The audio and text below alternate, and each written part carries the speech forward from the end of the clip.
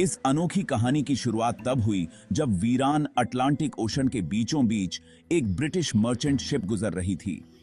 उसके कैप्टन का ध्यान बहुत दूर खड़ी एक शिप पर गया, जो ना ही आगे बढ़ रही थी और ना ही उनके सिग्नल्स का जवाब दे रही थी। करीब जाने पर मालूम पड़ा कि यह शिप वीरान समंदर में अकेली सिर्फ लहरों के सहारे खड़ी थी।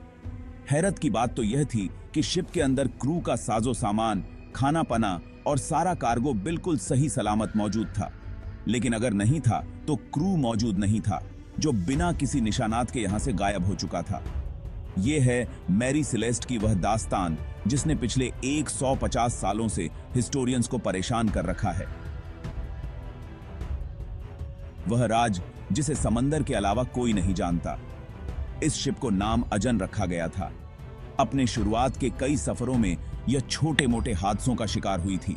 यही वजह है कि यह शिप हादसात के बारे में काफी मशहूर थी, लेकिन अभी तक इसने कोई बड़ा हादसा फेस नहीं किया था। अपनी ओनरशिप बदलते बदलते जब यह कैप्टन बेंजामिन ब्रिग्स के पास आई, तब इसका नाम मेरी स्ले रखा गया था। यह न्यूयॉर्क में 7 नवंबर साहिल पर खड़ी थी और इस पर सामान लोड किया जा रहा था। मेरी सेलेस्ट में इथेनॉल के 1700 बैरल्स लोड किए गए, जो कि पीने वाला नहीं बल्कि इंडस्ट्रियल यूज का अल्कोहल होता है। इसको यह सारे बैरल्स न्यूयॉर्क से इटली के शहर जनोवा तक बजरिया अटलांटिक ओशन लेकर जाने थे। इस शिप में टोटल 10 लोग सवार थे, जिसमें शिप के कैप्टन बेंजामिन स्पोर ब्रिग्स, उनकी बीवी और उनकी 2 साला बच्ची समेत 7 क्रू मेंबर्स भी मौजूद थे। सफर शुरू करने से पहले शिप में किसी किस्म का कोई मसला नहीं था और वह आसानी से बिना किसी रुकावट के सफर पर रवाना हो गई। यह सफर करीब 7500 किलोमीटर लंबा था और नॉर्मली उस दौर में इतना बड़ा सफर करने में कई दिन नहीं बल्कि कई हफ्ते लग जाते थे। याद रहे कि तब जीपीएस या एडवांस कम्युनिकेशन डिवाइसेस नहीं थे। मैरी सेलेस्ट को न्यूयॉर्क से निकले 3 हफ्ते गुजर चुके थे और मामूल के मुताबिक कई हफ्तों के बाद अब उसकी जेनोआ के पोर्ट पर आमद का इंतजार बढ़ता जा रहा था। लेकिन इतने वक्त के बाद भी मैरी सेलेस्ट का कोई अता पता नहीं था। यहां तक कि मैरी सेलेस्ट के बाद न्यूयॉर्क से निकली दूसरी शिप्स अब जेनवा तक पहुंचना शुरू हो गई। अब परेशानी बढ़ती जा रही थी कि आखिर मैरी सेलेस्ट इतने हफ्ते गुजर जाने के बाद भी मंजिल पर क्यों नहीं पहुंच पाई। मेरी सेलेस्ट के रवाना होने के 10 दिन बाद एक और ब्रिटिश शिप को भी न्यूयॉर्क से निकलकर इसी रूट से होते हुए जिब्राल्टर तक जाना था। यह डिग्रियां शिप थीं जो कई हफ्तों के बाद 4 दिसंबर 1872 में ने एक शिप खड़ी दिखाई दी। कैप्टन ने नोटिस किया कि वह शिप पानी पर आगे नहीं बढ़ रही बल्कि सिर्फ एक ही जगह पर खड़ी है। समंदर के इस हिस्से में ऐसा मंजर देखकर कैप्टन को शक हुआ और उन्होंने उसे दूर से ही कई सिग्नल्स भेजे। लेकिन जब आगे से कोई रिप्लाई नहीं आया तो कैप्टन ने उसके करीब जाने का फैसला किया। करीब पहुंचने पर मालूम पड़ा कि यह कोई और नहीं बल्कि कैप्टन के ही दोस्त की मैरी सेलेस्ट नामी शिप थी, जिसको न्यूयॉर्क से निकले अब पूरा 1 महीना गुजर चुका था। मैरी सेलेस्ट जिब्राल्टर से 1800 किलोमीटर दूर अटलांटिक ओशन में तन तन्हा खड़ी हुई दिखाई दी। उसमें किसी किस्म की कोई हरकत नहीं थी। डिग्राट के कैप्टन ने अपने क्रू मेंबर्स को मेरी सेलेस्ट में भेजा, जहां वह सब यह देखकर हैरान रह गए कि शिप पर कोई भी मौजूद नहीं है। 1 महीने पहले जो न्यूयॉर्क से 10 लोगों के साथ निकली थी, वो सारे लोग आखिर समंदर के बीचों बीच कहां गायब हो गए। यही सवाल अब डे ग्रेट के कैप्टन को भी खाए जा रहा था। पहले तो उनको लगा कि शायद शिप पर कोई हादसा हुआ है, लेकिन जब उन्होंने मैरी सेलेस्ट का जायजा लिया तो पूरी शिप बिल्कुल सही सलामत मौजूद थी।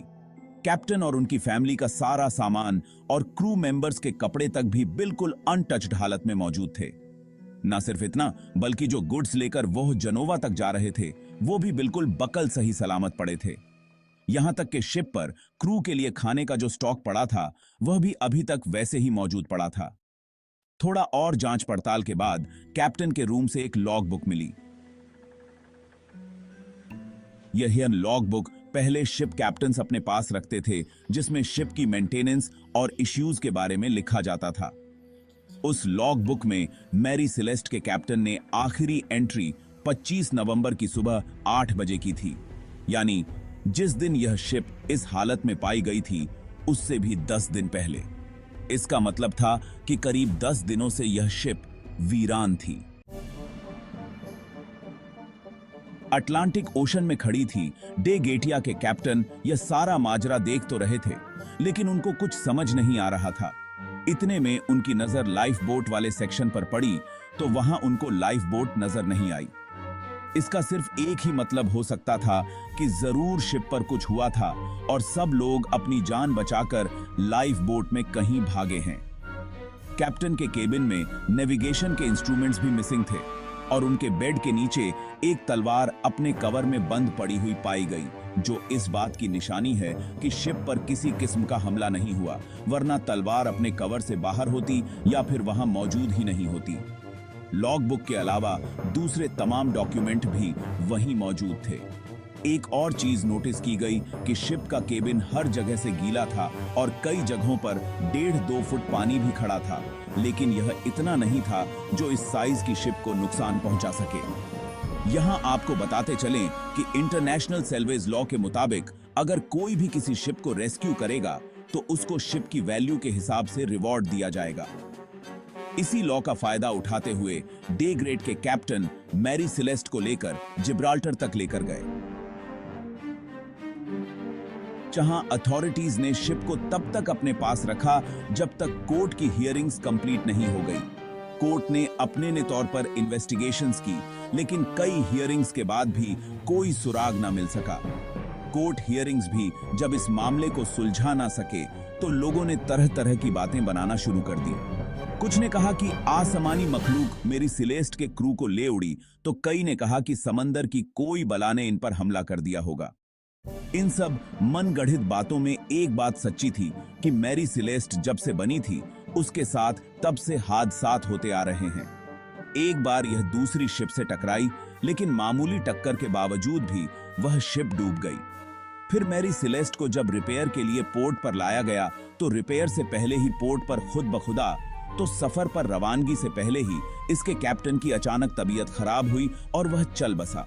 इन सब बातों की वजह से ही अब ऐसा माना जाने लगा कि शायद मैरी सिलेस्ट पर जिन्हों और आत्माओं का राज है, जिसकी वजह से यह लेटेस्ट हादसा हुआ है।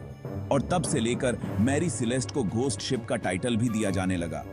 पर असल में उस दिन हुआ क्या था, इसके बारे में कुछ थ्योरी हैं जिन पर एक एक करके नजर डालते हैं। सबसे पहली थ्योरी गद्दारी के बारे में है। कई लोगों का मानना है कि डे ग्रेडिया के कैप्टन ने ही मैरी सिलेस्ट के सारे क्रू मेंबर्स को मारकर सेल्वेज लॉ का रिवॉर्ड पाने के लिए यह सारा ड्रामा रचा है। पर सोचने की बात यह है कि अगर ऐसा होता तो शिप पर कहीं तो खून खराबे के निशान मौजूद होते। अब यहां तो डे ग्रेडिया ने पीछे कोई सुराख नहीं छोड़ा और सारे निशान मिटा डाले, या फिर यह थ्योरी ही गलत है। दूसरी थ्योरी बहुत ही इंटरेस्टिंग है। इस थ्योरी में कहा गया है कि शिप पर अल्कोहल के 1700 बैरल्स मौजूद थे, लेकिन जब यह शिप अथॉरिटीज के पास लाई गई तो इनमें से 9 बैरल्स खाली थे। हो सकता है कि अल्कोहल के कुछ बैरल्स में ब्लास्ट हुआ हो, जिसकी वजह से क्रू मेंबर्स लाइफ बोट में बैठकर यहां से भाग गए हों। मगर जहां यह बैरल्स मौजूद थे वहां पर ब्लास्ट का या आग लगने का कोई निशान मौजूद नहीं था। तीसरी थ्योरी में यह बात सामने आई कि हो सकता है कि शिप समुद्री तूफान की लपेट में आ गई थी और इसमें पानी भरना शुरू हो गया था। यही चीज देखते हुए कैप्टन ने शिप को इवैक्यूएट करने का फैसला किया और फिर वह सारे छोटी लाइफ बोट में बैठकर भाग गए हों। इतनी छोटी लाइफ बोट समंदरी रेखी उनका मुकाबला ना कर पाई और सबकी जान ले गई हो। यह थ्योरी काफी हद तक दुरुस्त मालूम होती थी, मगर यह भी बस सिर्फ एक थ्योरी ही थी। थ्योरी तो बहुत है, मगर कोई एक थ्योरी भी सबूतों के साथ प्रूव नहीं हो सकी।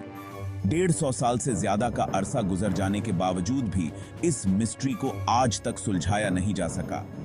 मेरी सिलेस्ट के साथ क्या हुआ था, किन हालात में कैप्टन ने शिप को छोड़ा और फिर वह सब कहां चले गए, यह राज भी शायद कैप्टन बेंजामिन ब्रिग्स के साथ ही चला गया।